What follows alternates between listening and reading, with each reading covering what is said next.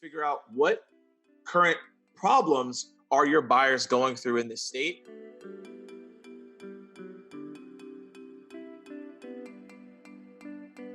Today I'm here with Morgan J. Ingram, Director of Sales Execution and Evolution at JB Sales Training. Morgan, thank you so much for joining me today. Happy to be here. So, I've been really excited to talk to you for a while. You guys are at the forefront of producing some really amazing content and also training. John Barrow's trained me when I was at Salesforce. You guys trained some of the best companies out there. And I think everyone everyone out there right now is looking for, what do we do right now? Like, this environment has completely changed. And I've seen you've already put out some content on this, and I wanted to drill in and ask you some specific questions. But overall, I'm just really curious, I know you guys have talked a lot about being sensitive and empathetic as you guys do cold calling and outreach, but what are your thoughts overall, and how have they even evolved in just the last few days as to what you guys are seeing working and resonating with both customers and prospects that you guys are personally talking to for your own company, as well as for your clients and who they're talking to? Yeah, this is going to be an ongoing conversation for a while. And, if you've seen John's posts, he's been talking about a lot about leading with empathy and all of these things. And I think the most important thing to think about is the three buckets. And that's where we as an organization have been focused on right now at JB Sales is, first and foremost, is the company's budget frozen, right? If their budget's frozen, you're not going to do business with them. You got to move on. There's no way to handle that objection. And a lot of people are asking me, how do you handle the budget frozen objection? I'm like, you don't handle it. It's, hey, here's some free resources and we'll call you up when things are well. Don't try to go in that route. Two is the reevaluating new systems, right? So that means that they're probably getting rid of something or something of that nature. So that's something to consider. And then three is they're in attack mode. And so with those three buckets, you have to prospect to those. And the best way to go about that is figure out what current problems are your buyers going through in this state, and then give them advice and guidance there. And so this is the formula personally that I've been following. And so when you're working with clients and maybe they address multiple industries or multiple different types of companies, maybe they don't exactly know what problems people are going through, right? I think so many salespeople are at the disadvantage of selling into an industry that they may not understand nearly as well as the people in that industry. How are you advising them to, just get people on the phone to try to start learning that in an empathetic and time-sensitive way? I think that for me, we work with a lot of different companies, from technology to private equity to investment banking, and I have a sense as to what's going on even within those industries. Lending is sort of probably poised to do a lot more because of the environment, because of businesses looking for capital, because of banks freezing up, whereas equity may be, less so. But it's hard to project yourself into that industry when you're not working in it day in and day out.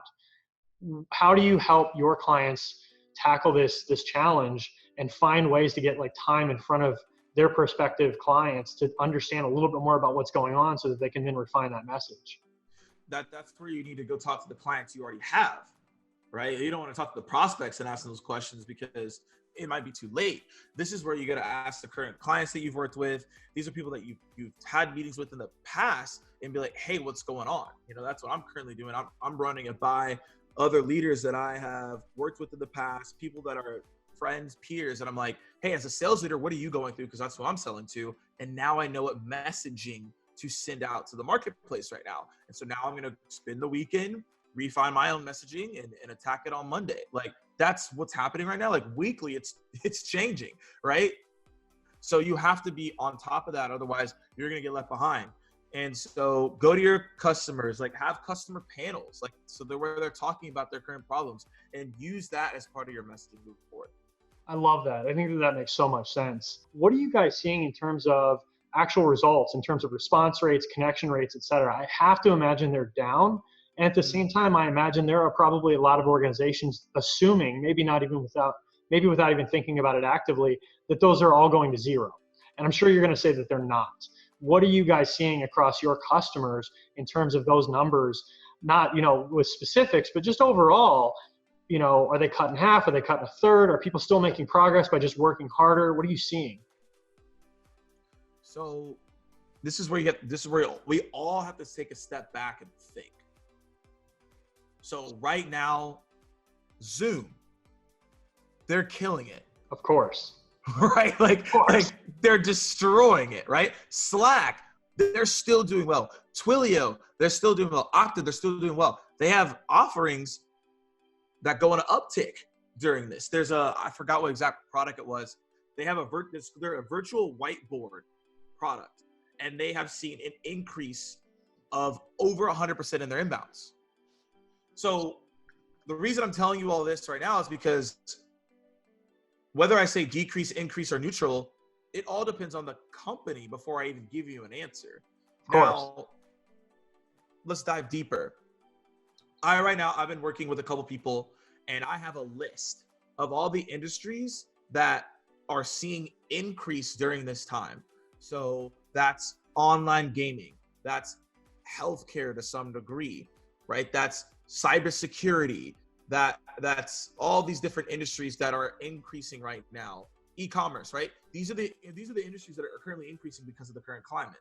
So if you're a sales rep right now and you're greenfield and you're not tied to an industry, you need to figure out what industries are doing well, and you also need to identify which companies are selling products that are making their customers money. So if I can figure that out, those are the people that are open to conversations, and which will lead to more meetings for you, because people are in front of their screen right now and not running from meeting to meeting. So they're not as busy from an executive standpoint. So if you could figure out what those industries are and be personalized in your approach, you're going to have a good pipeline. And that's where my focus has been as of late. This has just been an ongoing thing that I'm continuously learning. But man, I got this list of industries I'm going after, and I'm trying to figure out who are those companies, and I'm trying to figure out what is the solution we provide to help them. Yeah, that's so on point. What tools do you like using the best to kind of figure that out? Google. Just Google. My best friend Google, man. Pretty Like straightforward. all you have to do is type in which industries are impacting from the coronavirus. And it sounds like bad to type that, but like there are articles that literally say these are the 10 industries that are flourishing during the coronavirus. And then you go figure out what those industries are, figure out if you could target them, figure out if your personas are in there, and then you go after those people. Like that's currently what I'm doing. I'm building a list over the weekend here, and I'm going to be ready to go. Like, but that's how we should be thinking about this right now. You know, but it's so interesting you mentioned that, right? I think most of us, we're all human beings, right? We feel tremendous empathy for, first of all, anybody that is, being hospitalized or passing away from this. It's terrible, right? Even if you're just sick, we all are empathetic to that. Then on top of that, you have people getting laid off. Like there's so many terrible things happening right now. And I think as humans, we're appreciative of that. But it doesn't prevent us from, at the end of the day, we still have to go into work. Those of us that can be thankful to still have jobs right now and try to make it happen. And so once you get into that framework, or that mind frame is what I want to say, like it's just interesting to me. I talked to a friend of mine at Salesforce and I proposed, doing an interview like this, and he's focused on Service Cloud, and I'm thinking, for companies that don't have a proper customer service application in place, this is probably a really good time to have conversations. But he's like, I want to hold off. I'm really trying to be empathetic to what's happening right now. And I'm thinking, I get where you're coming from, but if there was ever a time to do this, it's right now. Are you finding with your clients that there's a lot of hesitancy in the market to push things too hard? How do you work with people on that sort of emotional side of finding that balance between doing it the right way, but not being afraid to get out there because of what's happening? Yeah, so it's the approach. So it goes back to that formula I gave you guys: lead with empathy, mention a problem, mention a solution, and a frictionless call to action. So you can still prospect, but you have to do it differently based on what's happening. So I'll give you an example. Right now, personally, and a couple of people that I'm talking to as reps, as best practice, we're sitting on LinkedIn. Like right after this interview ends, I'm going right back on LinkedIn, and in my inbox, I'm just prospecting in my inbox. I'm having conversations in my inbox daily. I don't even really look at my email that much right now. I'm not making that many cold calls. I'm just on LinkedIn because everyone's sitting there trying to figure out what am I going to do? Interesting. So because of that, I've been doing a lot more videos to prospects, voice notes. So this is my approach, right? And you can take the same approach on a cold call. You can take the same approach on an email, whatever you guys want to do. So I'm like, all right, look, hi, Alex. First and foremost, I hope that you're safe and healthy during this crazy time that we're in. The reason I'm reaching out is we're talking to a lot of sales leaders like yourself.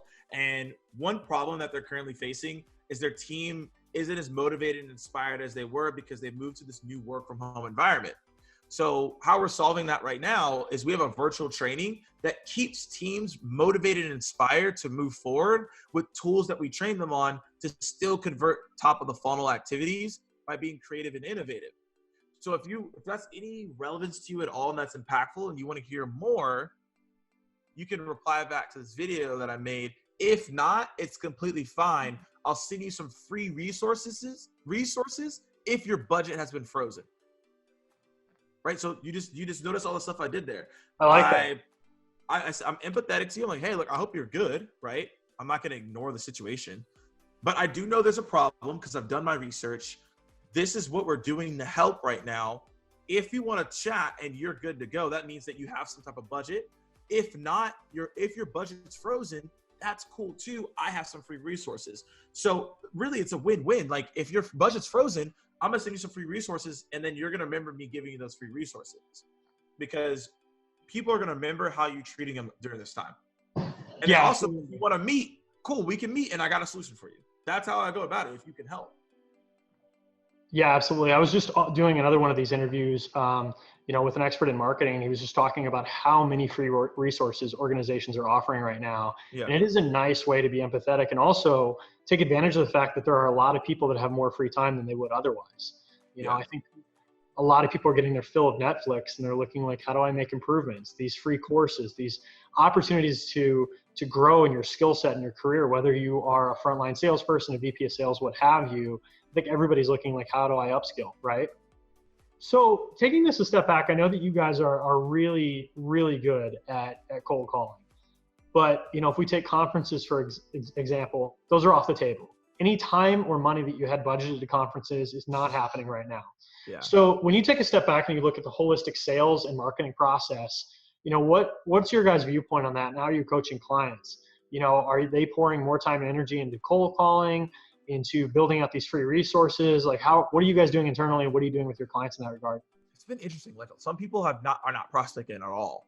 And their only thing that they're doing is they're building free resources and they're doing value-based cadences. So they're just like, how are you doing? Hope all is well. Here's some cadence. Here's some information. Here's a webinar. Here's some resources. Other people have done more calls because they're getting more pickups and they're getting meetings. Some people have converted to LinkedIn and email only, no cold calls.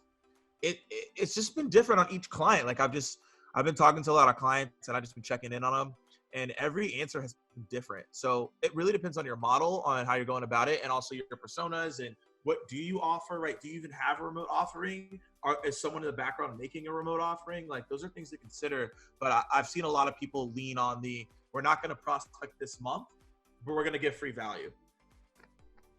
Yeah. That's what people are doing right now because they don't know what's going to happen. But I think a lot more people are going to start prospecting once April 1st hits. People start rolling. I think that makes sense, right? And to your point at the very beginning of this, it's going to depend so much on your industry, who you're selling to and what you're selling, right? So Zoom, obviously, if I'm the head of sales at Zoom, I'm like, let's dial 100 calls a day, guys. Like, oh, we're going hard. Like, yeah. I don't even know like what your viewpoint is on this. I know you guys are all about personalization. But at this, like, if you're working for Zoom right now, like, is there any point in that, right? Just call everybody. You shouldn't be sleeping. You shouldn't be sleeping. Like, I would literally just be like, hey, look, whoever my friends and family are, like, you're not going to see me for maybe the next 6 months. Like, I'm heads down, like, converting on ops right now. Yeah, and then if you're selling event management software or, venues, maybe that value added, free resource tactic is where you go. But then you have that middle ground, right? So how many of your clients are in that middle ground and how are you working with them through that? I have to imagine there's a lot of companies where it's not completely dead. It's not full speed ahead. It's customer by customer, right? And, we just signed a deal with one of our larger customers and I don't necessarily think that there's going to be, actually, I really can't speak for them, but I don't know that they're necessarily going to grow revenue in this month. But their standpoint was, look, we've been through this crisis many times before. We started in a recession. We did really well in 2008. We've got money. We're going to continue growing. We're going to continue doing the things that we need to do to grow our business. So if we hit a lull in revenue, that's okay. That's a unique position for them. Whereas one of their direct competitors could be overextended financially and feel very differently, right? And have a completely frozen budget. Yeah. So you are a company selling to people like that, where it's so mixed, you know, where are you guys advising people allocate their time and energy and money? If they're in the mix of like, we don't know if we want to go, but we're not going to completely freeze. Just they've got a mix of customers, right? So I have to imagine you've got a lot of companies that are selling into a space like that. Yeah. So, I mean, at that point, it really comes down to how they're going to go about to market right now. So this is where a lot of sales and marketing teams are meeting right now and just still trying to figure it out. Like a lot of it's going to come down to fine tuning messaging to the right industries. And so I was having a conversation with the sales leader and they're like, look, these 3 industries, like we can't sell into them right now. So we've moved all our teams into these 4 industries and we're selling and creating new messaging for these products. We're going to this industry until everything gets solved. And then we'll move everyone back to the other industries. Yeah. So I think a lot of people should reconsider what industries they can go after, moving teams to higher velocity industries while the other industries are just not going to do well right now, and create new messaging for those new industries and those new personas you have to go after based on how you pivot your product. And if you can't do that, and like, so the main thing is if you can't help someone during this current situation right now, then you need to make adjustments to figure out how you can give people free value to weather the storm to when it's over. Because if you don't have something that can help someone right now, then you're not going to be helpful in that situation. Yeah, that makes perfect sense.